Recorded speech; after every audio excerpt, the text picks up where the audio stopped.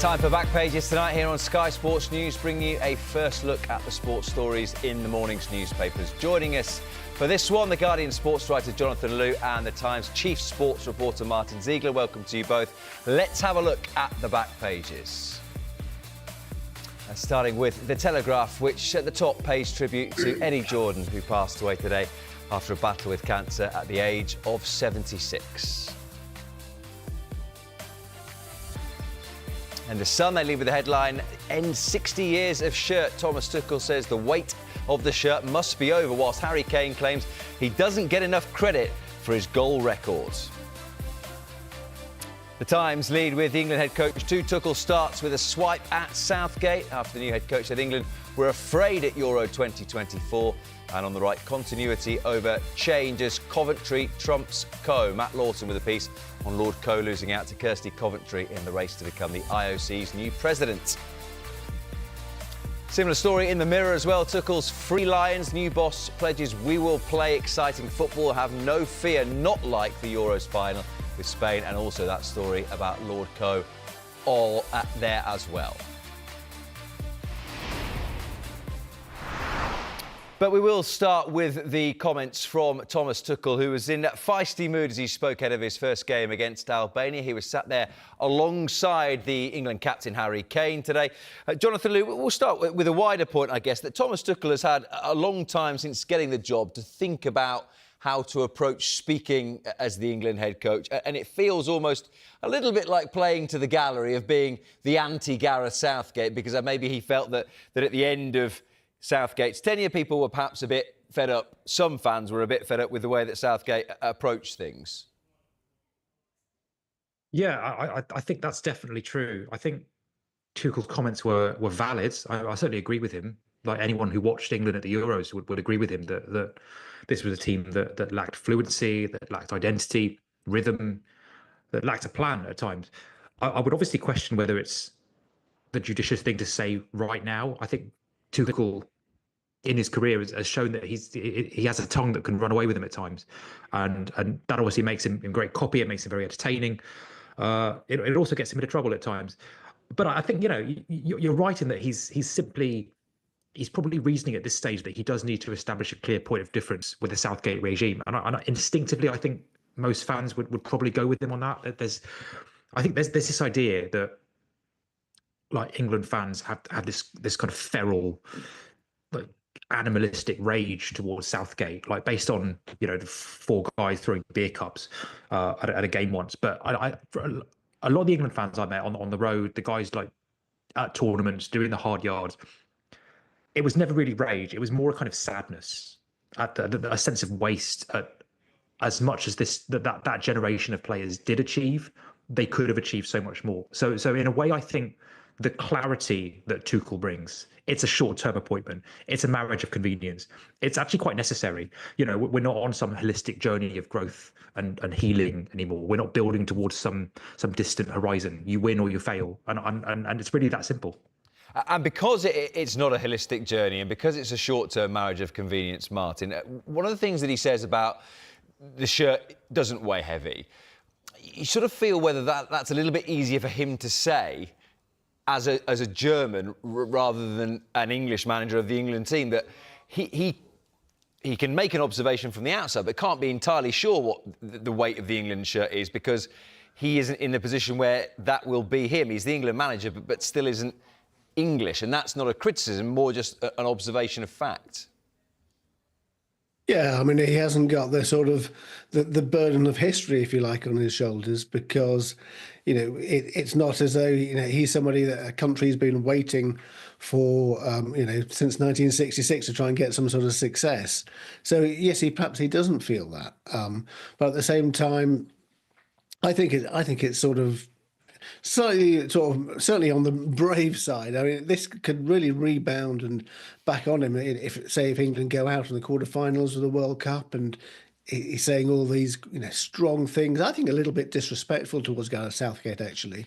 And if England don't actually go that extra mile, then all these words about being playing exciting football, being approaching it in the right way, etc., which I know a lot of fans do think that, but for a manager to say that about his predecessor, I think it's quite something. So some of the quotes, actually, Jonathan, sort of almost reignite the discussion points from the summer and actually watching the tournament as to how much of it was success under Southgate and how much of it was, well, it could have been even better. And when Tuchel was asked what was missing, he says the identity, the clarity, the rhythm, the repetition of patterns, the freedom of player, the expression of player, the hunger. They were more afraid to drop out of the tournament than having the excitement and hunger to win. Do you think all of that is accurate? I'd maybe question hunger. I think there were times when England looked as though they were almost trying too hard. They were so clearly fixated on the result, on the end of the process, that they forgot about the process itself at times. And that's, I think, why a lot of their performances degenerated into a kind of melange where everyone's playing number 10 and players are running wherever they want, and there's this kind of turgid incoherence to it. I don't think that's a lack of hunger. I think that if anything, that's too much. But this was a very, watching the tournament on German TV and like following it, from within Germany, this was a very common theme that came through. A lot of the German commentators and pundits, that England lacked a clear footballing identity. And, you might say, well, what exactly is Tuchel's footballing identity? He's been quite a shapeshifter tactically in his career so far. So I think the interesting thing is whether at this stage of the cycle, whether you prioritize results or performance. I think it's a kind of paradox of international football that the sort of performances that earn you 7-0 wins over Albania and Latvia are not necessarily the kind of performances that are going to succeed against elite nations at tournament level, where you actually need to be quite malleable and patient at times. So the balance at this stage, I think, is basically between winning, but winning in a kind of sustainable, progressive sort of way, but also winning in a way that satisfies the paying public right now. The other couple of points, and again, they're not sort of new discussions or arguments, Martin, is that he talks about all the quality of forwards. You can still only play 4 or 5. I'm assuming he's not going to play sort of one defender, Declan Rice, and then 7 up front. So he still has to choose between them at some point. And the other thing that he said about sort of channeling the strengths of the Premier League, England could be playing in sort of 36-degree heat in the middle of New York next summer, and charging around pressing might not be the best way to go. Yeah, the conditions are going to be, depending whereabouts you play in the United States, are going to be pretty tough, I think. So yes, no, you're right. A lot is going to be determined by the conditions there, and you can't go completely gung ho. I don't think you can go gung ho in a World Cup anyway. I think it's got to be a balance between the sort of, playing tactically astutely, playing the right way, having that aggression and that get up and go. But you've also got to be flexible. So it sounds very easy if you're coming from Thomas Tuchel's words, but I kind of feel like it's going to be a lot more difficult. Another of the points then that came from today, Jonathan, is featured in the Telegraph, says Tuchel, I won't be political like Southgate. Gareth Southgate spoke and was asked on a range of topics during his tenure as England manager. Tuchel says, I think at some point it must be allowed for a football team that is sent to a World Cup to be a football team and not be a political statement and be a political role model for whatever it goes on. Then it becomes sports political. Is that a little bit naive? Yeah. I mean, and for someone who was the PSG manager for 2 years and actually complained quite a lot about the amount of politics involved in the job, should have known that when you take the England job, this is not something that you can recoil from. It's not something that you can realistically. It's something I think everybody can try to keep politics out of it, but the reality of it is the way the game is constructed and structured. The withdrawal from politics, from making any kind of, moral stance, is itself a kind of politics. And when you're in the England, when you are that figurehead, for better or worse, politics will seek you out. As I think Sam Wallace writes in the Telegraph tomorrow, that this is a job that has always and will always stand for more than simply putting some guys out on a field in positions. And that's what gives the role its immense power and prestige. But it comes with a kind of responsibility as well. So, whatever flashpoint comes up, whether it's to do with Trump's America, whether it's something geopolitical, whether it's something moral, he will be forced or called upon to take a view on it and to give his view. And if his view is simply, I don't have a view, well, that's his prerogative, but it's obviously not going to satisfy a lot of people. Yeah, that was going to be my question, actually, Martin, as to whether things like this become a bit of a self-fulfilling prophecy, that because Gareth Southgate often spoke with such eloquence, people kept asking him, and to whether journalists who sit there, as Jonathan says, whether it's questions about Donald Trump, journalists will sit there in America next summer, and if Thomas Tuchel gives 5 no comments in a row, he thinks that people will stop asking him, or whether a lack of engagement in the subject is indeed the story itself. Yeah, I mean, it's going to happen, whatever he wants to do, even if he says no comment 5 times. If there's any sort of issues related to football that happen, if there's an incident of racism or something like that, or it's something Donald Trump says, he's bound to be asked about it. I mean, I remember Fabio Capello, probably the least politically engaged England manager there's ever been. He was constantly being asked about things, and sometimes he engaged, sometimes usually he didn't, but he was still asked about it. Let's move on to the England captain then, Jonathan. On the back of the Sun, Harry scoring just so boring. Charlie White writes, Harry Kane claims he's underappreciated as fans have become bored with his stunning scoring stats. I mean, I feel it a lot in the Premier League with Erling Haaland, actually, that we just take scoring 40 goals in a season for granted, as if it's happened loads of times before. And again, perhaps Kane's persistent excellence has eventually just sort of worn off on people, for want of a better phrase.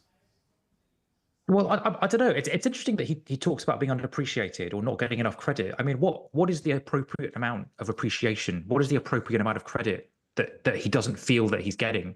Obviously there's a lot of tribal banter online. There's a lot of ridicule over the trophies and all that kind of stuff, and Spurs and the penalty against France or whatever. That is simply the nature of football discourse. But I think generally speaking, he's regarded as possibly England's greatest striker, certainly England's greatest striker of the modern era, certainly one of the great strikers in modern football, and like an absolute titan at the heart of this England team. So when I hear him talking about not getting enough credit or not being appreciated enough, I'm also drawn to that old truism of sport, that you're only as good as your next game. And I think as much as Kane has carried England for a lot of his career, there were times, certainly during Euro 2024, when England seemed to be carrying him.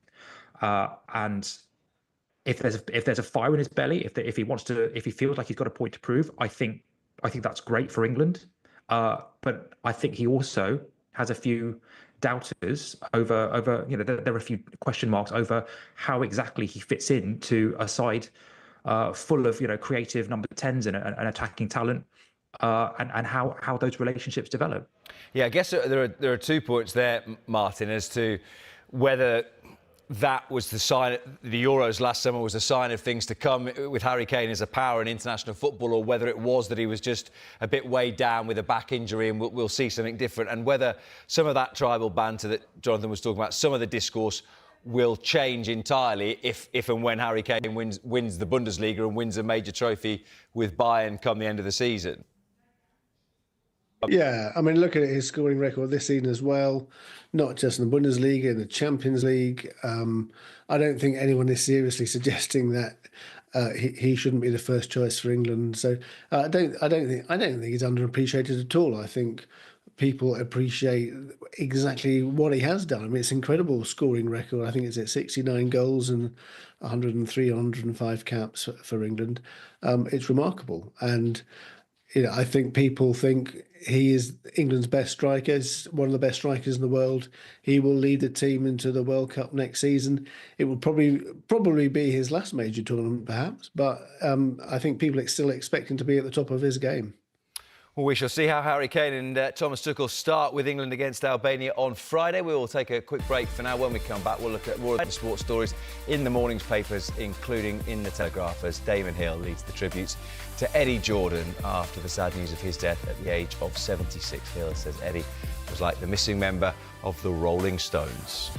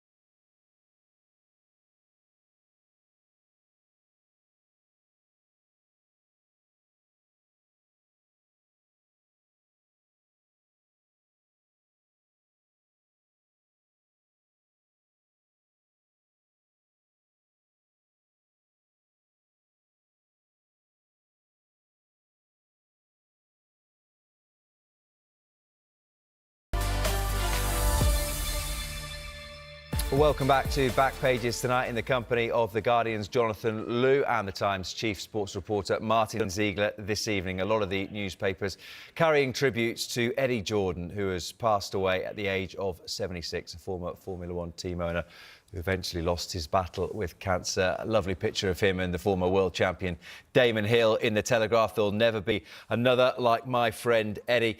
A lot of the conversation, a lot of the tributes, Martin, have included the references to character and charisma, and someone who left a real impression, not just on the sport, but on the world. Yeah, he was a remarkable person. I mean, I was amazed to read that he had only, during his 15 seasons as a Formula One owner, that it had only actually won 4 Grand Prix, because his influence was so much greater than that. I mean, every time he opened his mouth, which was quite a lot, he created a new story, because he was so sort of enthusiastic and controversial and full of it. And he really helped put Formula One on the map in the 1990s. Michael Schumacher obviously famously gave him his debut. Took Damon Hill on. So he was one of the people who actually laid the foundations of the sport that it is today and that is so successful now. I think when someone has character, though, Jonathan, it can be sort of, you can almost forget the talents they hold as well. And clearly, given that he launched an F1 team that went toe-to-toe with the elite for a while, involved in other sports with Celtic, with a consortium that had bought out London Irish, that obviously incredibly driven, incredibly talented as well as being a great character. Yeah, and obviously, like, people refer to him as an entertainer, as a charismatic guy, and he was all of those things. But he was, at his heart, he was an incredibly serious racing man. Like, F1 is a sport of dynasties and nepotism and patronage and wealth and connections. And Eddie Jordan didn't grow up with any of that.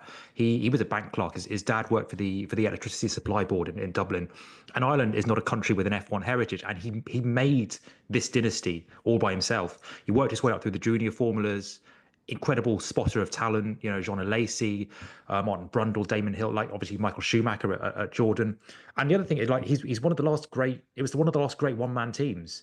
Certainly one of the last successful ones. Like, this is a sport that's basically run by giant car conglomerates, and for, you know, over a decade, a bloke from Bray went toe to toe to them. So, you know, it's a throwback, and I think he is a genuine one-off. Damon Hill is quite right. There won't be another like him.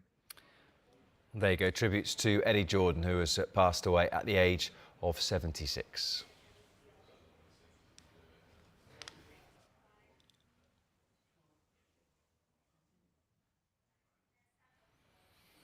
Right, let's get to the news again, which features in most of the back pages across the papers, that Lord Coe has missed out on the chance to become the new president of the IOC, with Kirsty Coventry elected instead. We will get to Kirsty Coventry, the first African, the first woman, the youngest ever president of the IOC, in just a moment. But first, Jonathan, how damaging a day is this for Lord Coe? Yeah, for Lord Coe, and I think a lot of the people who championed him, you know, I think you're going to be able to water your plants tomorrow with the tears of British sports writers. There was a lot of voices in the UK media which I think saw this whole race through kind of Coe-tinted glasses. And in reality, I think the odds were always quite massively stacked against him. You know, unlike Kirsty Coventry, unlike Samaranch Jr., Coe wasn't on the IOC's executive committee. I think he'd been a member for about 5 years. He's antagonized a lot of powerful elements within the organization, whether it was over Russia, whether it was over, you know, like prize money for Olympic medalists. And then basically, you know, allowing this whole campaign to be kind of defined by this very niche culture war obsession with gender identity. This is the biggest job in world sport, arguably. You have to deal with geopolitics and war, climate change, who gets to host the Olympics, who gets to call themselves an Olympic sport. It is an absolutely humongous job. And I think to run that kind of campaign, as well as it played in the British press, I think it made him look small, to be honest. And it clearly didn't go down well with the IOC members. Were you surprised, Martin, by the manner of the defeat, to get just 8 votes out of 97? Yeah, I'm surprised he didn't get more votes than that. I wasn't surprised that he didn't win, because Kirsty Coventry is the the establishment candidate. Thomas Bach, the incumbent president, would put all his force behind it. It was almost anyone but Co, as far as Thomas Bach was concerned. So he was up against that for a start, and I think. This is a very strange organisation. The IOC is made up of, it's like a private members club made up of royals and ex-politicians and some sports administrators, and I think Seb Coe was far too radical for them, really, and they opted for the safe alternative. And it sounds like it may be pioneering because she's the first female president, but actually, yeah, she is very much the continuity candidate. Well, yeah, I just wanted to reference something you posted on social media, Martin, earlier. It says, Kirsty Coventry's election as the first female president of the IOC may seem like a positive step, but she is very much the establishment's choice, with Thomas Bach lobbying hard for almost certainly against the rules. Do not expect reform or change at IOC, WADA, CAS, etc. So you feel that it's very much the status quo, and that Thomas Bach has got what he wanted as his outgoing wish. Yeah, for example, one of the things Seb Coe has done at World Athletics, he's really stepped up the battle against drugs in athletics, done really, really well. And the number of cases that have been uncovered, I think, unrivaled in any other sport, and especially compared to before he took over. So I think he was very keen to reform the World Anti-Doping Agency, very keen to bring in other changes around, for example, as he said, around paying medalists prize money for getting gold medals, for example. And I think Kirsty Coventry, she won't do any of that. It will all be keeping it as it is, basically. Just a final word to finish then, John, just quickly on that. I mean, that is quite sad, isn't it, that it's when it seems revolutionary, there is someone with a different perspective to offer, that different perspective might not necessarily come to pass in the way she operates in the next 8 years at least. Yeah, I just think if you want to reform an organisation like the IOC, and I think we could all agree that it lacks transparency, it lacks accountability, and it does need reform. I don't think the way to do it is to make very grandiose public statements about how opaque and out of touch the organisation is when you're trying to win their votes. That just seems to me like a little bit of a failure of diplomacy, and I think 8 votes in the first round suggests that. Yeah, Kirsty Coventry, I think Bach was very clearly advocating for her. She was very clearly the establishment candidate, and I think that does signify more continuity. What that means for the Olympic movement, I have no idea, but I think what we're going to see is a little bit more of the same. All right, gentlemen, thank you very much indeed. There's also an interesting story in the back of the Mirror. Bruno Fernandes looking to hunt down both Andy Cole and Ole Gunnar Solskjaer in terms of Manchester United scoring records. They're the next 2 in his sights. If you missed any of tonight's show, there is a chance to see back pages tonight at hour, and the show is also available as a podcast. All you need to do is download Back Pages on Apple, Spotify, or wherever you get your podcast. Once again, thanks to both Martin and to Jonathan. Martin Hardy and Ian Ladyman are with us for Friday's Back Pages tonight. On the way, much more from Thomas Tuchel as he prepares for his first game in charge of the national team as England take on Albania at Wembley on Friday.